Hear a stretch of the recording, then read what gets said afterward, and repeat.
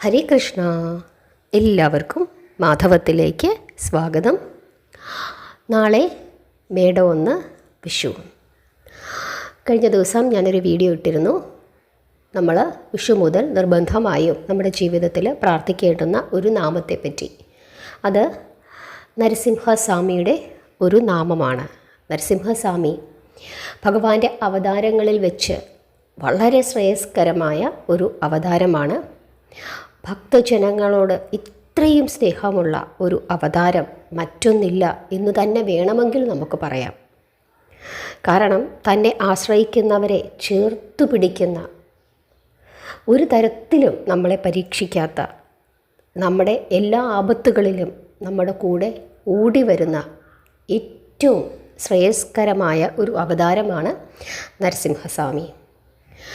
ഹിരണ്യാക്ഷനെന്നും ഹിരണ്യകശിപു എന്നും പറഞ്ഞ 2 അസുരന്മാരുണ്ടായിരുന്നു. ഹിരണ്യാക്ഷനെ വധിച്ചതും ആര് തന്നെയാണ്?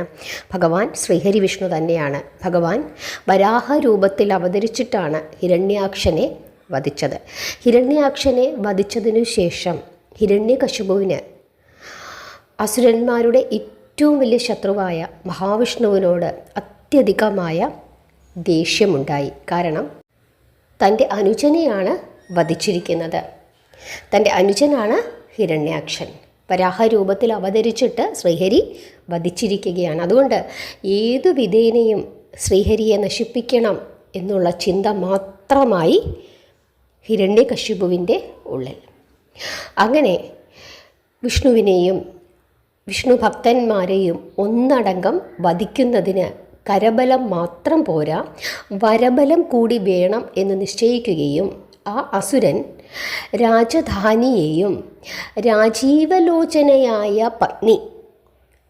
പത്നിയുടെ പേര് കയാധുവിനെയും വെടിഞ്ഞിട്ട് മന്ധര പർവ്വതത്തിലേക്ക് പോവുകയാണ്.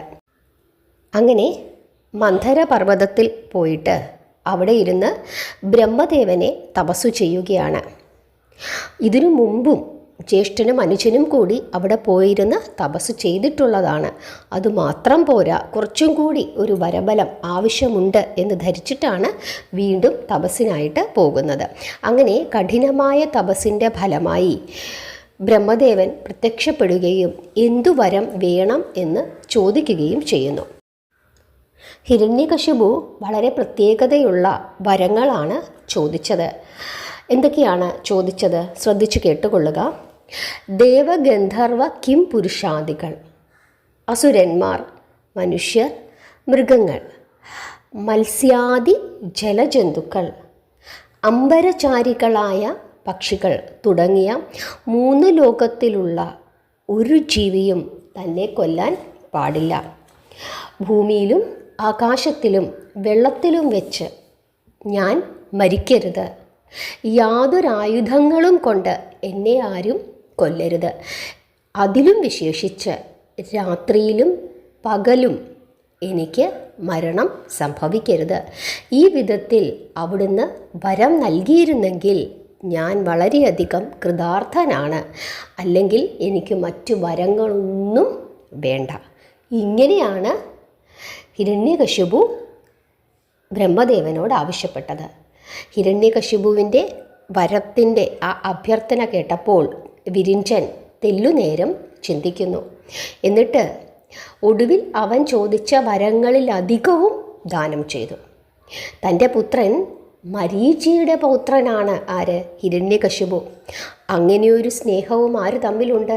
ബ്രഹ്മദേവനും ഹിരണ്യകശിപുവും തമ്മിൽ. അങ്ങനെ ഈ വരമെല്ലാം നേടിയതിനു ശേഷം തൻ്റെ തപസ്സൊക്കെ ബ്രഹ്മദേവനിൽ സമർപ്പിച്ചിട്ട് വരബലത്താൽ ത്രിലോകാധിപതി ആയി എന്നുള്ള അഹങ്കാരത്തോടു കൂടിയാണ് രാജധാനിയിലേക്ക് എത്തിച്ചേരുന്നത്. കുലഗുരുവാണ് ആര്? ശുക്രാചാര്യർ. ശുക്രാചാര്യരെ സന്ദർശിച്ച് തനിക്ക് ലഭിച്ച വരങ്ങളെ പറ്റിയൊക്കെ വളരെ വിശദമായി തന്നെ ധരിപ്പിക്കുകയാണ്. തങ്ങളുടെ നാഥൻ്റെ ആ അതുല്യ ശക്തി പ്രഭാവവും അതുപോലെ തന്നെ അത്യുഗ്രമായ ആ വരബലവും എല്ലാം അറിഞ്ഞ ആ അസുരവർഗം മുഴുവനും എന്തു ചെയ്യുകയാണ്? സന്തോഷിക്കുകയും അഹങ്കരിക്കുകയും ചെയ്തു എന്നാണ് ഭാഗവതം പറയുന്നത്. അതിനുശേഷം ഒരു അഹങ്കാര യാത്രയാണ് നമുക്ക് കാണാൻ സാധിക്കുന്നത്. പെട്ടെന്ന് തന്നെ ദേവന്മാരോടുള്ള ആ ഒരു ദേഷ്യം കൊണ്ടിട്ട് പെട്ടെന്ന് തന്നെ അവരെന്ത് ചെയ്യുന്നു? ദേവലോകം ആക്രമിച്ച് കീഴടക്കുന്നു. ദേവന്മാരും ദേവസ്ത്രീകളും എല്ലാവരും ആരുമില്ലാത്തവരായി, അവർക്ക് താമസ സ്ഥലമില്ലാത്തവരായി അവർ സ്വർഗത്തിൽ നിന്നും പുറന്തള്ളപ്പെട്ടു. അങ്ങനെ അവർ പ്രാണരക്ഷാർത്ഥം സ്വർഗം വിട്ടിട്ട് വനത്തിലേക്ക് പോവുകയാണ്. അങ്ങനെ സ്വർഗവും ഭൂലോകവും പാതാളവുമെല്ലാം തന്നെ ഹിരണ്യകശിപു പിടിച്ചടക്കി തൻ്റെ ഭരണത്തിൽ കൊണ്ടുവന്നാക്കി. അങ്ങനെ യാഗം ചെയ്യുന്ന സന്യാസിമാർക്ക് പോലും രക്ഷയില്ലാതായി. അവർ ഈ യാഗം ചെയ്ത് കഴിയുമ്പം അതിൻ്റെ ആ ഒരു ഹവിസ് ദേവകൾക്ക് കൊടുക്കണം എന്നാണ് വിധി. പക്ഷേ ഇനി മേലാൽ അതാർക്കും കൊടുക്കാൻ പാടില്ല, ഒരു ദേവതകൾക്കും കൊടുക്കാൻ പാടില്ല, അതെല്ലാം തന്നെ എനിക്ക് നൽകണം എന്ന് ആരാജ്ഞാപിച്ചോ? ഹിരണ്യകശിപു ആജ്ഞാപിക്കുന്നു. അങ്ങനെ ദേവന്മാർക്കും സന്യാസിമാർക്കും ഒന്നും തന്നെ രക്ഷയില്ലാതായി. ത്രിലോകങ്ങൾക്കും രക്ഷകനായ ഏകനാഥൻ ആര് മാത്രമാണ്? താൻ മാത്രമാണ് എന്നും തന്നെ മാത്രമേ ഭജിക്കാൻ പാടുള്ളൂവെന്നും ശിവൻ്റെയോ വിഷ്ണുവിൻ്റെയോ നാമങ്ങളൊന്നും തന്നെ ആരും ജപിക്കാൻ പാടില്ല എന്നും കർക്കശമായ നിർദ്ദേശവും ഹിരണ്യകശിപു നൽകുന്നു. ഓം നമഃശിവായ എന്ന് തുടങ്ങിയ പഴഞ്ചൻ നാമങ്ങളൊന്നും തന്നെ ഉച്ചരിക്കരുതെന്നും ഹിരണ്യായ നമ എന്ന തൻ്റെ തിരുനാമം മാത്രമേ സന്ധ്യാവേളകളിലും പൂജകർമാദികൾ നടത്തുന്ന അവസരങ്ങളിലുമൊക്കെ തന്നെ ജപിക്കാൻ പാടുള്ളൂ എന്നും അതിന് വിപരീതമായി ആരെങ്കിലും പ്രവർത്തിക്കുന്നുണ്ടെങ്കിൽ അവരുടെ നാവുകൾ അരിഞ്ഞു കളയുമെന്നും അദ്ദേഹം പ്രഖ്യാപിക്കുന്നു. അത് പരിശോധിക്കാൻ വേണ്ടി ചാരന്മാരെ നിയോഗിക്കുകയും ചെയ്യുന്നു. അങ്ങനെ 3 ലോകവും അടക്കി തൻ്റെ ഭരണത്തിൻ്റെ അധികാരം സ്ഥാപിച്ചതിനു ശേഷം ഇനി എത്രയും വേഗം തൻ്റെ ആജന്മ ശത്രുവായ മഹാവിഷ്ണുവിനെ വധിക്കണം എന്നാണ് ആ കശ്മലൻ തീരുമാനിക്കുന്നത്. ഒരു ദിവസം ആയുധസമേതനായി കുറേ പരിചാരകരോടുകൂടി അവൻ നേരെ എവിടേക്ക് പോകുന്നു? വൈകുണ്ഠത്തിലേക്ക് പോകുന്നു. അവിടെ വിഷ്ണുവിനെയും പാർഷദന്മാരെയും ആരെയും തന്നെ അവൻ അവിടെ കണ്ടില്ല. അവിടെ വൈകുണ്ഠം ഒഴിഞ്ഞു കിടക്കുന്നു. അപ്പോൾ ആ ദുഷ്ടൻ എന്ത് വിചാരിച്ചു? അഹങ്കാരിയായ ഒരു ദുഷ്ടന് ഭഗവാൻ ഒരിക്കലും ദർശനം നൽകുകയില്ല. എപ്പോഴും ഭക്തന്മാർക്ക് മാത്രമേ ഭഗവാൻ ദർശനം നൽകിയുള്ളൂ. ആ കാര്യം ഈ ദുഷ്ടന് അറിഞ്ഞുകൂടായിരുന്നു. അതുകൊണ്ട് തന്നെ ഇദ്ദേഹം എന്താ വിചാരിച്ചത്? ഈ അഹങ്കാരി എന്നെ പേടിച്ച് ഓടിപ്പോയിരിക്കുന്നു. കണ്ടോ, കപട നാട്യക്കാരനായ മഹാവിഷ്ണു എന്നെ പേടിച്ച് ഓടിപ്പോയിരിക്കുന്നു എന്ന് അട്ടഹസിച്ചുകൊണ്ട് ആ അസുരൻ അവിടെയെല്ലാം ഓടി നടന്ന് പരിശോധിക്കുകയാണ്. യഥാർത്ഥത്തിൽ അതല്ലായിരുന്നു അവിടെ സംഭവിച്ചത്. കാരണം ഒരിക്കലും ഭഗവാൻ ഒരു ദുഷ്ടൻ്റെ മുമ്പിൽ പ്രത്യക്ഷപ്പെടാൻ ആഗ്രഹിച്ചിരുന്നില്ല എന്നുള്ളതാണ് അതിൻ്റെ കാരണം. അങ്ങനെ വിഷ്ണുവിനെയും വിഷ്ണു ലോകത്തെയും താൻ കീഴടക്കി എന്നുള്ള അഹങ്കാരത്തോടു കൂടി ഹിരണ്യകശിപു തിരിച്ചു പോരുകയാണ്. അങ്ങനെ ആ അസുരൻ്റെ അധർമ്മങ്ങളായ പല ദുഷ്പ്രവർത്തികളും സജ്ജന പീഡകളും ഒക്കെ തന്നെ ഇങ്ങനെ വർദ്ധിച്ചുകൊണ്ടിരുന്നപ്പോൾ ദേവന്മാരെല്ലാവരും കൂടി ഭഗവാൻ ശ്രീഹരി വിഷ്ണുവിനെ കാണാനായിട്ട് പുറപ്പെടുന്നു. അക്കൂട്ടത്തിൽ നാരദരുണ്ടായിരുന്നു, അതുപോലെ തന്നെ ധാരാളം സന്യാസിമാരുണ്ടായിരുന്നു, ദേവന്മാരുണ്ടായിരുന്നു, അതുപോലെ ബ്രഹ്മദേവനുണ്ടായിരുന്നു. അങ്ങനെ എല്ലാവരും കൂടിയാണ് പാലാഴിയിൽ ചെല്ലുന്നത്. അങ്ങനെ പാലാഴിയിൽ ചെന്നിട്ട് ഭഗവാനെ കാണുകയാണ്. എന്നിട്ട് തങ്ങൾ അനുഭവിക്കുന്ന സങ്കടങ്ങളെ പറ്റിയൊക്കെ വിശദീകരിച്ചു കൊടുക്കുന്നു. എന്നിട്ട് ഈ സങ്കടങ്ങൾക്കൊക്കെ ഒരു പരിഹാരം ഉണ്ടാക്കിത്തരണം എന്ന് പറയുകയാണ്. ആ സമയത്ത് ഭഗവാൻ ചിരിച്ചുകൊണ്ട് മന്ദസ്മിതം തൂകിക്കൊണ്ട് ഇങ്ങനെ അരുളി ചെയ്തു. എങ്ങനെയാണ് ഭഗവാൻ അരുളി ചെയ്തത്? ദുഷ്ടനായ ഹിരണ്യകശിപുവിനെ അവൻ്റെ പുത്രനായ പ്രഹ്ലാദൻ വഴി പെട്ടെന്ന് തന്നെ ഞാൻ വധിക്കുന്നതാണ്. നിങ്ങൾ സങ്കടം വെടിഞ്ഞ് പൊയ്ക്കൊള്ളുക, എല്ലാത്തിനും ഉടൻ തന്നെ പരിഹാരമുണ്ടാകും. ഇങ്ങനെ പറഞ്ഞ് സമാധാനിപ്പിച്ചിട്ട് അവരെ എല്ലാവരെയും ഭഗവാൻ മടക്കി വിടുന്നു. ഇനി പ്രഹ്ലാദനെ പറ്റി നമുക്കൊന്ന് വിശദമായി നോക്കാം. ആരാണ് പ്രഹ്ലാദൻ? ഹിരണ്യകശിപുവിൻ്റെ പുത്രനാണ് പ്രഹ്ലാദൻ. വലിയ ഭക്തോത്തമനാണ്, സൽഗുണ സമ്പന്നനാണ്. യഥാർത്ഥത്തിൽ അസുര കുലത്തിലാണ് ജനിച്ചതെങ്കിലും ആ അസുരൻ്റെ യാതൊരു ഗുണങ്ങളും കാണിച്ചിരുന്നില്ല. അങ്ങേയറ്റം ഭക്തനായ ശ്രീഹരി വിഷ്ണുവിൻ്റെ തികഞ്ഞ ഭക്തനായിരുന്നു ആര്? പ്രഹ്ലാദൻ. മകനെ ദൈത്യകുലത്തിൻ്റെ, അതായത് അസുരകുലത്തിൻ്റെ രാജാവാക്കി തീർക്കണം എന്നാണ് ഹിരണ്യകശിപു കരുതിയിരുന്നത്. അതിനു വേണ്ടിയിട്ട് തന്നെ കൗമാരപ്രായത്തിൽ തന്നെ വിദ്യാഭ്യാസം നൽകുന്നതിനായിട്ട് ശുക്രാചാര്യരുടെ ഗുരുകുല ആശ്രമത്തിലേക്ക് അയക്കുകയാണ്.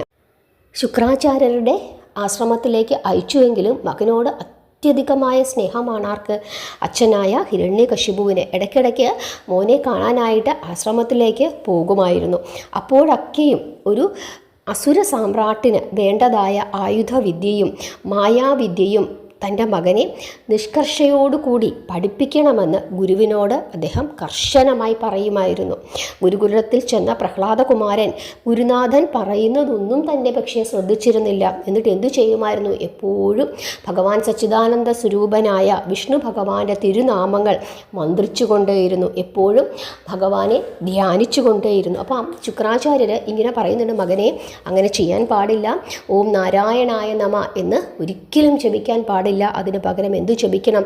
ഓം ഹിരണ്യായ നമ എന്ന് ജപിച്ചുകൊണ്ടേയിരിക്കണം എന്ന് പറയുമായിരുന്നു. പക്ഷേ പ്രഹ്ലാദൻ അതൊന്നും ശ്രദ്ധിച്ചുകൊണ്ടിരുന്നില്ല. പതിയനെ ആരും കേൾക്കാതെ നാരായണായ നമ എന്ന് നിരന്തരം ജപിച്ചുകൊണ്ടേയിരുന്നു. അതുകൊണ്ട് തന്നെ ഗുരുനാഥൻ അത് ശ്രദ്ധിച്ചിരുന്നില്ല എന്ന് തന്നെ വേണമെങ്കിൽ പറയാം. ഈ ലോകം മുഴുവനും ശ്രീനാരായണൻ്റെ ആ ഒരു അനുഗ്രഹത്തിൽ നിൽക്കുന്നതായിട്ട് ആ കുമാരന് തോന്നുന്നുണ്ടായിരുന്നു. ഗുരുനാഥൻ കളരി വിട്ട് പുറത്തു പോകുമ്പോൾ തൻ്റെ കൂട്ടുകാരെയൊക്കെ കൊണ്ട് എന്തു ചെയ്യുമായിരുന്നു? പ്രഹ്ലാദൻ ശ്രീനാരായണായ നമ, ഓം നാരായണായ നമ എന്നൊക്കെ ജപിപ്പിക്കുമായിരുന്നു. അതുകൂടാതെ ഭഗവാന്റെ കഥകളൊക്കെ തന്നെ തനിക്കറിയാവുന്നതുപോലെ കൂട്ടുകാർക്കൊക്കെ പറഞ്ഞു കൊടുക്കുകയും നിരന്തരം അവരെ കൊണ്ട് നാരായണനാമം ജപിപ്പിക്കുകയും ചെയ്യുമായിരുന്നു. ഗുരുനാഥൻ ഇത് കേട്ട് വന്നാൽ എല്ലാവരെയും നിരത്തി എന്തു ചെയ്യും? നിർത്തി പ്രഹരിക്കും. ഒരു ദാക്ഷിണ്യവും കാണിച്ചിരുന്നില്ല. നിങ്ങൾക്ക് ആരാണ് ഇപ്രകാരമൊക്കെ പറഞ്ഞു തന്നത് എന്നൊക്കെ ആ കൂട്ടുകാരോടൊക്കെ ചോദിക്കും. ഈ കുട്ടികളോട് ആര്? ഗുരുനാഥൻ. എന്നിട്ടാണ് അടിക്കുന്നത്. പക്ഷേ ഈ കൂട്ടുകാരൊന്നും തന്നെ അത്യധികമായ സ്നേഹം പ്രഹ്ലാദനോട് ഉണ്ടായിരുന്നതിനാൽ പ്രഹ്ലാദൻ്റെ പേര് പറഞ്ഞിരുന്നില്ല. ഈ പാവങ്ങളെല്ലാം ഈ അടി നിന്നുകൊള്ളുമായിരുന്നു. അങ്ങനെ കടന്നു പോവുകയാണ് ഓരോ ദിവസവും. ശുക്രാചാര്യർ പഠിപ്പിക്കുന്നതൊന്നും തന്നെ പ്രഹ്ലാദൻ പഠിച്ചതുമില്ല. പക്ഷേ എല്ലാവർക്കും ഒരു സംശയമായിരുന്നു, എന്തുകൊണ്ടാണ് ദുഷ്ടനായ ഹിരണ്യകശിപുവിന് ഇങ്ങനെയൊരു സൽപുത്രനെ ലഭിച്ചത്? ഏതെങ്കിലും ഒരു കാഞ്ഞിരമരത്തിന് എന്തുണ്ടാകും? കാഞ്ഞിരമരത്തിൽ മധുരമുള്ള ഫലം ഉണ്ടാകുമോ?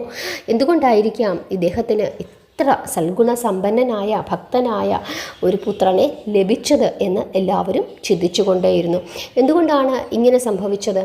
അതായത് ഹിരണ്യകശിപു മന്ധരപർവ്വതത്തിൽ തപസ്സു ചെയ്യാനായിട്ട് പോയിരുന്ന സമയത്ത് ഒരു യുദ്ധം അവിടെ നടന്നിരുന്നു. ആ സമയത്ത് ദേവന്മാർ അവിടേക്ക് യുദ്ധത്തിന് വരികയാണ്. പക്ഷേ രാജാവില്ല.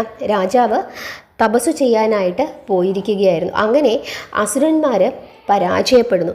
അങ്ങനെ അസുരന്മാർ പരാജയപ്പെട്ട സമയത്ത് ഈ യുദ്ധത്തിൽ ദേവന്മാർ ജയിക്കുകയും ആ വിജയലഹരിയിൽ തൻ്റെ ധർമ്മം എല്ലാം മറന്ന ദേവേന്ദ്രൻ ഹിരണ്യകശിപുവിൻ്റെ പത്നിയായ കയാധുവിനെ ബലമായി പിടിച്ചുകൊണ്ടു പോകാനായി ഒരുങ്ങുകയും ചെയ്തു. അപ്പോൾ നാരായണ ഭക്തനായ നാരദമുനി അവിടെ എത്തിച്ചേരുകയും ഇന്ദ്രനെ വഴക്കു പറയുകയും ചെയ്യുന്നു. അതിനുശേഷം നാരദനാണ് കയാധുവിനെ മോചിപ്പിക്കുന്നത്. നാരദൻ പിന്നീട് കയാധുവിനെ തൻ്റെ ആശ്രമത്തിലേക്ക് കൊണ്ടുപോകുന്നു. ആ സമയം കയാധു ഗർഭിണിയായിരുന്നു. ദിവസവും കയാധുവിനെ മുന്നിലിരുത്തിക്കൊണ്ട് കമലാസനപുത്രനായ നാരദമുനി വിഷ്ണു സഹസ്രനാമങ്ങളും ജ്ഞാനമാർഗങ്ങളും ഭഗവാന്റെ പുണ്യകഥകളും എല്ലാം തന്നെ നിരന്തരം ഉപദേശിച്ചു കൊടുത്തുകൊണ്ടേയിരുന്നു. ഇതെല്ലാം തന്നെ ഗർഭസ്ഥനായ ആ ശിശു കേട്ടുകൊണ്ടേയിരുന്നു. എല്ലാം അറിയുന്നവനാണ് നാരദര്. അതുകൊണ്ട് തന്നെ ഭഗവാൻ അവതരിക്കണം, അതിനുവേണ്ടി ഒരു പ്രഹ്ലാദൻ ജനിക്കണം. അതിനു വേണ്ടിയിട്ടാണ് നാരദര് ഇപ്രകാരമൊക്കെ ചെയ്തുകൊണ്ടിരുന്നത്. ഹരിദ്വേഷിയായ ആ അസുരൻ്റെ സന്താനം ഹരിഭക്തിയിൽ മനസ്സ് മുഴുകി മാതാവിൻ്റെ ഉദരത്തിൽ കിടന്ന് വളർന്നു എന്നാണ് ഭാഗവതം പറയുന്നത്. തപസ്സെല്ലാം കഴിഞ്ഞു, വരമൊക്കെ മേടിച്ചു തിരിച്ച് ഹിരണ്യകശിപു തൻ്റെ നാട്ടിലേക്ക് വരുന്നതിന് മുമ്പ് തന്നെ കയാധു നാരദൻ്റെ സഹായത്തോടു കൂടി തൻ്റെ കൊട്ടാരത്തിൽ താമസം തുടങ്ങുകയും ചെയ്തിരുന്നു. അങ്ങനെയിരിക്കെ ഒരു ശുഭമുഹൂർത്തത്തിൽ ഹിരണ്യകശിപുവിൻ്റെ ആഗമനത്തിനു ശേഷം അവൾ ഒരാൺകുഞ്ഞിനെ പ്രസവിച്ചു. കാഴ്ചയിൽ ആർക്കും ആഹ്ലാദം ജനിപ്പിക്കത്തക്കവണ്ണം അത്രയ്ക്ക് മനോഹാര്യവും തേജസ്സും തികഞ്ഞിരുന്നു ആ പൈതലിന്. പിതാവ് തന്നെ പ്രഹ്ലാദൻ എന്ന് ആ കുഞ്ഞിന് നാമകരണവും ചെയ്തു. ഗർഭപാത്രത്തിൽ കിടക്കുമ്പോൾ മുതൽക്ക് തന്നെ വിഷ്ണുഭക്തി അവനിൽ അന്തർലീനമായിരുന്നത് കൊണ്ടാണ് അവൻ ഏറ്റവും വലിയ ഹരിഭക്തനായി തീർന്നത്. ഒരു ദിവസം ശുക്രാചാര്യൻ തൻ്റെ ശിഷ്യഗണങ്ങളും ഒരുമിച്ച് രാജധാനിയിൽ വന്ന് മഹാരാജാവിനെ കാണുകയാണ്. കൂടെ ആരുമുണ്ടായിരുന്നു? കുഞ്ഞു പ്രഹ്ലാദനും ഉണ്ടായിരുന്നു. കുലഗുരുവിനെ ആദരപൂർവ്വം സൽക്കരിച്ചിരുത്തിയതിനു ശേഷം ഹിരണ്യകശിപു മകനെ പിടിച്ച് സ്നേഹപൂർവ്വം മടിയിലിരുത്തുകയും ശിരസിലും കവിളിലുമൊക്കെ തന്നെ തടവിക്കൊണ്ട് വാത്സല്യപൂർവ്വം ചോദിക്കുകയും ചെയ്യുന്നു. മകനെ പറയൂ, നീ എന്താണ് പഠിച്ചത്? നീ പഠിച്ചിട്ടുള്ളതിൽ ഏറ്റവും ശ്രേഷ്ഠമായത് എന്താണ്? അപ്പോൾ ഹിരണ്യകശിപു വിചാരിക്കുകയാണ് തൻ്റെ നാമം ഇപ്പോൾ തൻ്റെ പൊന്നോമന പുത്രൻ പറയുമെന്ന്. പക്ഷേ ആ കുഞ്ഞുപുത്രൻ, ആ കുഞ്ഞു മകൻ എന്താണ് ചെയ്തത്? തൻ്റെ പാണിപങ്കജങ്ങൾ, തൻ്റെ കൊച്ചു പാണിപങ്കജങ്ങൾ രണ്ടും കൂപ്പിക്കൊണ്ട് ഭക്തിപൂർവം ആ ബാലൻ ഇങ്ങനെയാണ് പറഞ്ഞത്. എങ്ങനെ പറഞ്ഞു? ലോകരക്ഷകനായ ഭഗവാൻ ശ്രീനാരായണനോടുള്ള ഭക്തിയാണച്ഛ ഏറ്റവും ശ്രേഷ്ഠമായിട്ടുള്ളത്. 14 ലോകങ്ങളും നിറഞ്ഞു നിൽക്കുന്ന ആ വിരാട് പുരുഷനായ ശ്രീനാരായണനെ കുറിച്ചുള്ള ജ്ഞാനമാണച്ഛ ഏറ്റവും ശ്രേഷ്ഠമായിട്ടുള്ളത്. കാരുണ്യമൂർത്തിയായ ആ ജഗന്മയൻ്റെ പാദസേവയാണച്ഛ ഏറ്റവും ശ്രേഷ്ഠമായിട്ടുള്ളത്. സഹിക്കുമോ? ഹിരണ്യകശിപുവിന് സഹിക്കുമോ? തൻ്റെ പൊന്നോമന പുത്രൻ, താൻ ജീവനേക്കാൾ ഏറെ സ്നേഹിക്കുന്ന തൻ്റെ പൊന്നോമന പുത്രൻ്റെ വായിൽ നിന്നും വന്ന വാക്കുകൾ എങ്ങനെ അയാൾ സഹിക്കും? പെട്ടെന്ന് തന്നെ അയാൾ ചാടി എഴുന്നേറ്റ് തൻ്റെ മടിയിലിരുന്ന കുഞ്ഞിനെ പിടിച്ച് താഴേക്ക് എറിയുകയാണ്. എന്നിട്ട് പറയുകയാണ്, നിർത്തൂ നിൻ്റെ ഇപ്രകാരമുള്ള വാക്കുകൾ. അഹങ്കാരി, എവിടെ നിന്നാണ് നീ ഇപ്രകാരമൊക്കെ പഠിച്ചത് എന്ന് ചോദിച്ചുകൊണ്ട് കണ്ണു തുറിച്ചു നോക്കിക്കൊണ്ട് ശുക്രാചാര്യൻ്റെ മുഖത്തേക്ക് നോക്കുകയാണ്. നിങ്ങളാണോ ഇതൊക്കെ പഠിപ്പിച്ചത്? അപ്പോൾ ശുക്രാചാര്യർ തൊഴുകയ്യോടെ പറയുന്നു, ഞാനല്ല, ഞാൻ ഇപ്രകാരമൊന്നും പഠിപ്പിച്ചില്ല എന്ന്. തെറിച്ചു വീഴുകയാണ് ആ കുഞ്ഞ്. തെറിച്ചു വീണ ആ കുമാരൻ നാരായണ എന്ന് വിളിച്ചുകൊണ്ട് പിടഞ്ഞ് എഴുന്നേറ്റ് പിതാവിനെ തൊഴുകയ്യോടുകൂടി നോക്കി നിൽക്കുകയാണ്. പെട്ടെന്ന് തന്നെ അയാൾ ദേഷ്യമൊക്കെ ഉപേക്ഷിച്ചിട്ട് വളരെ സൗമ്യമായ ഭാവത്തിൽ അടുത്തു ചെന്നിട്ട് പുത്രനെ പിടിച്ച് നിർത്തി തൻ്റെ അരികത്ത് നിർത്തിക്കൊണ്ട് ചോദിക്കുന്നു, മകനെ, നിനക്ക് എന്താണിങ്ങനെ ദുർബുദ്ധി തോന്നാൻ കാരണം? ആ നാരായണൻ നമ്മുടെ വംശത്തിൻ്റെ ശത്രുവാണ്, നമ്മുടെ ആജന്മ ശത്രുവാണ്. അവനെ നീ എന്തിനാണ് ബഹുമാനിക്കുന്നത്? അത് ശരിയല്ല. നീ നാളെ ഈ അസുരകുലത്തിൻ്റെ ചക്രവർത്തിയായി വാഴേണ്ടവനാണ്. അങ്ങനെയുള്ള നീ ഇങ്ങനെ ചെയ്യുന്നത് ശരിയല്ല. അപ്പോൾ ആ കുഞ്ഞു ബാലൻ ഇങ്ങനെ പറയുന്നു, അച്ഛാ, ലോകരക്ഷകനായ ശ്രീനാരായണൻ ആരുടെയും ശത്രുവല്ല. അദ്ദേഹം ആപത് ബാന്ധവനാണ്. അദ്ദേഹത്തിൻ്റെ നാമമന്ത്രാക്ഷരം ജപിക്കുന്നതിനേക്കാൾ ശ്രേഷ്ഠമായ ഒരു പുണ്യകർമ്മം മറ്റെന്താണ് അച്ഛ എന്ന് ഈ കുഞ്ഞു ബാലൻ തൻ്റെ അച്ഛൻ്റെ മുഖത്ത് നോക്കി ചോദിക്കുകയാണ്. അതും കൂടെ കേട്ടപ്പോഴേക്കും ഹിരണ്യകശിപുവിൻ്റെ ദേഷ്യം വർദ്ധിക്കുന്നു. എന്നിട്ട് കുലദ്രോഹി എന്ന് അലറിക്കൊണ്ട് ആ കുഞ്ഞു ബാലനെ പിടിച്ച് എറിയുകയാണ്. ഹരേ കൃഷ്ണ. നിങ്ങൾക്ക് ഈ ഭാഗം നന്നായി മനസ്സിലായി എന്ന് വിശ്വസിക്കുന്നു. നിങ്ങളുടെ അഭിപ്രായങ്ങൾ പറയുക. ഇനി നരസിംഹ അവതാരമാണ്. വളരെ വളരെ പുണ്യകരമാണ്, ശ്രേഷ്ഠമാണ് വിഷുദിനത്തിൽ നരസിംഹ അവതാരം കേട്ട് പ്രാർത്ഥിക്കുന്നത്. അതുകൊണ്ടാണ് ഈ കഥ ഞാൻ ഇതിൻ്റെ പകുതി ഭാഗം ഇന്ന് പറഞ്ഞു നിർത്തിയത്. ബാക്കി ഭാഗം നിങ്ങൾ എത്ര സമയമില്ലെങ്കിലും നിങ്ങൾ ആ നരസിംഹ അവതാരം നാളെ ഒന്ന് നിങ്ങൾ കിടന്നുറങ്ങുന്നതിന് മുമ്പായിട്ട് ഒന്ന് കേൾക്കണം. നാളെ ഞാൻ അടുത്ത ഭാഗം പറയാം. നിങ്ങളുടെ അഭിപ്രായങ്ങൾ പറയുക. ഞാൻ പറയുന്നത് നിങ്ങൾക്ക് മനസ്സിലാകുന്നുണ്ടോ ആ കാര്യങ്ങളൊക്കെ ഒന്ന് പറയുക.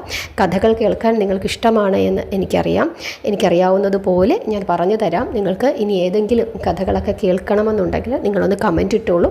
ചില കമൻറ്റുകളൊക്കെ വന്നിട്ടുണ്ട്, ഞാനത് എഴുതി വെച്ചിട്ടുണ്ട്. തീർച്ചയായിട്ടും കുറേശ്ശെ ആ കഥകളൊക്കെ തന്നെ എനിക്കറിയാവുന്നതുപോലെ നിങ്ങൾക്ക് പറഞ്ഞു തരാം. നിങ്ങളുടെ അഭിപ്രായങ്ങളൊക്കെ പറയുക. നാമം ജപിക്കുക. പുതുവർഷം മുതൽ നമ്മൾ ഒരു ചതിയിലും അകപ്പെടാതെ ഭഗവാനെ സ്നേഹിച്ച് ഭഗവാന്റെ സേവകരായി പ്രഹ്ലാദൻ പറഞ്ഞതുപോലെ അതിലും വലിയൊരു പുണ്യം നമുക്ക് എന്താണുള്ളത്? അങ്ങനെ യാതൊരു ചതിയിലും പെടാതിരിക്കാൻ വേണ്ടി നരസിംഹ മന്ത്രം ജപിച്ചുകൊണ്ട് നിങ്ങൾക്ക് മുമ്പോട്ട് പോകാം. നമുക്കെല്ലാവർക്കും മുമ്പോട്ട് പോകാം. കലിയുഗമാണ്. നമ്മളെ ചതിക്കാനായിട്ട് ധാരാളം ആളുകൾ നമ്മുടെ ചുറ്റുപാടുമുണ്ട്. ആ ചതിയിലൊന്നും പെടാതിരിക്കാൻ വേണ്ടി നമ്മൾ നരസിംഹസ്വാമിയെ മുറുക്ക പ്രാർത്ഥിച്ചുകൊണ്ട് മുമ്പോട്ട് പോകാം. നമ്മൾ ആരെയും ചതിക്കരുത് എന്ന്, നമ്മൾ ആരെയും ചതിക്കില്ല എന്നും തീരുമാനമെടുത്തുകൊണ്ടും നമുക്ക് മുമ്പോട്ട് പോകാം. എല്ലാവരും നാമം ജപിക്കുക, പ്രാർത്ഥിക്കുക, ഭഗവാന്റെ കഥകൾ കേൾക്കുക, പറഞ്ഞു കൊടുക്കുക. ഹരേ കൃഷ്ണ.